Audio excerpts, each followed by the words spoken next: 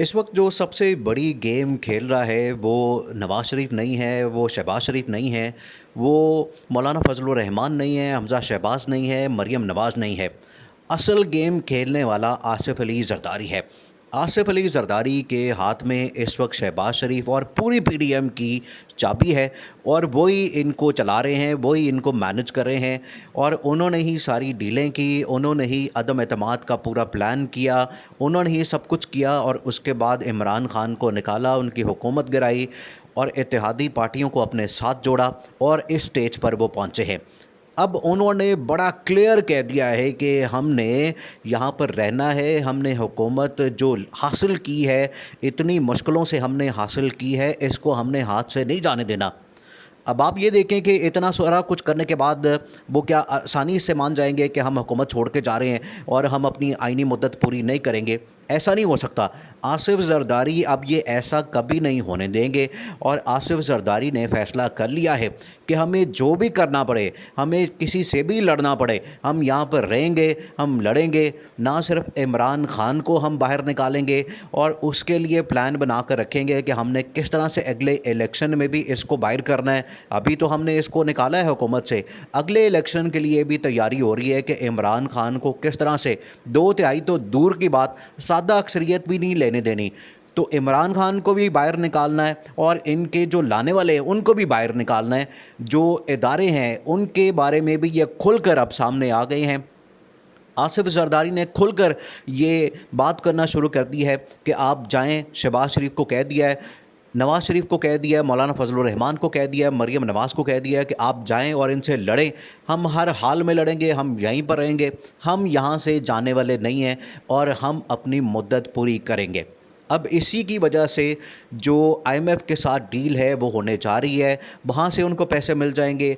फिर उसके बाद जो चाइना, सऊदी अरब, यूएई है, जो उन्होंने पैसे रखवाए हुए हैं, वो फिर पैसे निकालने की बात नहीं करेंगे। तो एक तो ये हिस्सा है कि अगर उन्होंने यहाँ पर रहने का फ़ैसला कर लिया है तो उसका ये हमें नज़र आ रहा है कि आईएमएफ के साथ डील होने जा रही है और उसका भी ये पहला सिग्नल मिला कि उन्होंने जो पेट्रोल की कीमतें हैं वो बढ़ा दी हैं और आवाम के ऊपर पेट्रोल बम गिरा दिया। अब ये एक एक करके पेट्रोल की कीमतें बढ़ाएंगे, पेट्रोल को महंगा करेंगे और अभी तो सिर्फ उन्होंने 30 रुपये बढ़ाए हैं। अभी तो ये पेट्रोल की कीमत जानी है 230-240 रुपये पे। तो अभी ये मज़ीद कीमतें बढ़ाएंगे और आवाम को मज़ीद मुश्किल में डालेंगे। अभी ये जो पेट्रोल की कीमतें बढ़ाई हैं उससे जो महंगाई का तूफ़ान आएगा वो भी आप देखेंगे कि आवाम किस तरह से परेशान होगी और आवाम किस तरह से महंगाई में पिसेगी। इनको आवाम का ख्याल नहीं है, इनको सिर्फ ये है कि हमने ताकत में रहना है, इक़्तिदार में रहना है, हमने हुकूमत में रहना और हुकूमत किसी तरह से नहीं छोड़नी। इसीलिए आसिफ ज़रदारी ने शहबाज शरीफ को ये कन्विंस किया है, कायल किया है और ये पैगाम दिया है कि आपने यहाँ पर रहना है। आपने जो 1 साल और 2-3 महीने हमारी टाइम है हुकूमत का वो पूरा करना है। उससे पहले हमें कोई भी कहे, हमें कोई भी आदमी कहे, हमें कोई इदारा कहे, हमें कोई शख्स कहे, कोई हमें ब्लैकमेल करे, हमने यहाँ से नहीं हिलना, हमने यहाँ से नहीं जाना। इसी वजह से अब यहाँ पर बजट भी पेश करने जा रहे हैं। उनका ये कहना है कि अगर हम बजट पेश कर देते हैं या हम ये कीमतें बढ़ा रहे हैं, हम ये सारा कुछ करें तो क्या हम आवाम की गालियाँ खाने के लिए कर रहे हैं? हम यहाँ पर सिर्फ आवाम की गालियाँ खाने के लिए आए हैं? अगर हमने यहाँ पर पेट्रोल की कीमतें बढ़ानी है, आईएमएफ से डील करनी है, सारे मामलात को हमने ख़ुद हैंडल करना है, तो फिर आगे हुकूमत का जो टाइम है वो भी हम पूरा करेंगे।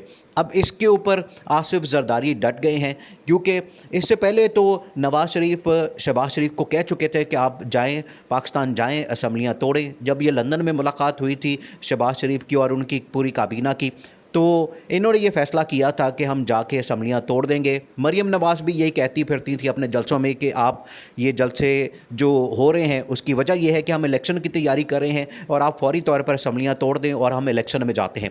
लेकिन आसिफ ज़रदारी ने पीछे बैठ के यहाँ पर सब पूरी एक गेम खेली है और उन्होंने कहा कि हम किसी सूरत नहीं जाएंगे, हम यहाँ पर पूरा टाइम करेंगे और उसके बाद इलेक्शन होंगे और इलेक्शन भी जो होंगे उसमें हमने अपनी अक्सरियत निकालनी है, अपनी हुकूमत बनानी है, अपनी गवर्नमेंट बनानी है। ये नहीं कि इलेक्शन हो जाए।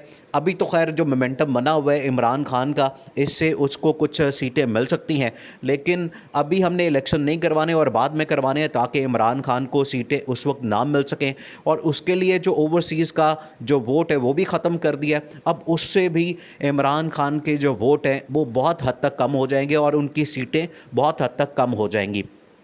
अब ये प्लान किया है कि इमरान खान को किसी तरह से भी सादा अक्सरियत नहीं लेने देनी, क्योंकि अगर वो 150 सीटें 140 सीटें निकाल लेते हैं तो वो दोबारा हुकूमत बनाने की पोजीशन में आ जाएंगे। अब इनका यही प्लान है कि इमरान खान को एक तो सियासत से बाहर रखना है और इदारों के ख़िलाफ़ भी हमने अपनी मर्ज़ी से इनको चलाना है, इनके साथ अगर लड़ना भी पड़े। क्योंकि आपको पता है कि जब इमरान खान यहाँ पर लॉन्ग मार्च लेके पहुँचने वाले थे इस्लामाबाद में, तो इन्होंने फ़ौज को बुला लिया था और 245 जो आर्टिकल है उसके तहत इन्होंने फ़ौज को बुला लिया था। और जिस तरीके से यहाँ पर आवाम पहुँची थी, आवाम जितनी चार्ज थी, आवाम जितनी मुश्तिल थी, उसे ऐसा लगता था कि ये लड़ाई करवाना चाहते हैं। और इमरान खान उसी वक्त समझ गए थे कि ये हमें इदारों के साथ लड़वाना चाहते हैं, हमें फ़ौज के साथ लड़वाना चाहते हैं। इसी वजह से उन्होंने डील की, इसी वजह से उन्होंने मुज़ाकरात किए और डील करके वापस चले गए और उन्होंने मोहलत दे दी। और उस वक्त गारंटी भी उनको दे दी गई कि आप 6 दिन के लिए हमें वक्त दें, हम इतनी देर में इनको समझाते हैं और आपको इलेक्शन की डेट अनाउंस करवा के देंगे, असम्बलियाँ तोड़वा के देंगे। लेकिन अभी ऐसा होता नज़र नहीं आता और आसिफ जरदारी पीछे बैठे सारी डोरें हिला रहे हैं, उनके हाथ में सारी गेम है। इसी वजह से उन्होंने अपने बेटे बिलावल को वज़ीर ख़ारजा बनाने के बाद पहला जो टूर करवाया वो अमेरिका का करवाया और वहाँ पर जाके सारे मामला तय हुए। अब अमेरिका जाने का मकसद ये था कि वहाँ पर जाके आप सारी बातचीत समझाएं, उनको बताएं कि हम आपके लिए आए हैं, हम आपकी वजह से आए हैं, तो आपके ही काम करेंगे। हम ये 1-1.5 महीने के लिए थोड़ी आए हैं, हमने 1-1.5 महीने के लिए यहाँ पर सारा कुछ थोड़ी किया है। हम पूरा रहेंगे, 1.5 साल यहाँ पर रहेंगे, 1 साल जो 2-3 महीने बनते हैं वो रहेंगे। और उस वक्त तक आपने हमें मदद भी करनी है, सपोर्ट भी करनी है, हमें पैसे भी दिलवाने हैं। और अगर आप हमें तंग करेंगे तो हम फिर रूस की तरफ जा सकते हैं। ये भी उन्होंने कहा है कि इमरान खान रूस की तरफ गया था तो आपने उसको निकाल दिया, क्योंकि इमरान खान चाहता था कि रूस से जो तेल सस्ता मिल रहा था वो पाकिस्तान लेकर आएँ। उससे अमेरिका बड़ा नाराज़ था और अमेरिका नहीं चाहता था कि पाकिस्तान किसी भी तरह रूस के साथ कोई डील करे, रूस के साथ कोई ऐसा मामला करे कि उनको वहाँ से सस्ता तेल भी मिल जाए और सस्ती गंदम भी मिल जाए। तो अमेरिका इससे बड़ा नाराज़ था। अब बिलावल भुट्टो ने वहाँ पर जाके कह दिया कि हमें पूरा वक्त लेके दें, हमें टाइम पूरा करने दें, फिर ही हम आपकी तमाम बातें पूरी करेंगे, फिर ही हम आपके जो मुतालबे हैं, आप जिस मकसद के लिए हमें लाए हैं वो पूरा कर सकते हैं। हमें IMF से पैसे दिलवा दें, आवाम के ऊपर जाके हम ये पेट्रोल की कीमतें बढ़ा देंगे, सब कुछ कर देंगे, लेकिन हमें टाइम पूरा करने दिया जाए और आप वहाँ समझाएं। हम टाइम पूरा करेंगे फिर ही सारे मामलात आगे बढ़ेंगे। अब आसिफ जरदारी इस पर डट गए हैं और वो चाहते हैं कि हम सब के साथ लड़ें। इमरान खान को हमने वापस सियासत में नहीं आने देना और अगले जब भी इलेक्शन होंगे हमने इमरान खान को सादा अक्सरियत भी नहीं लेने देनी।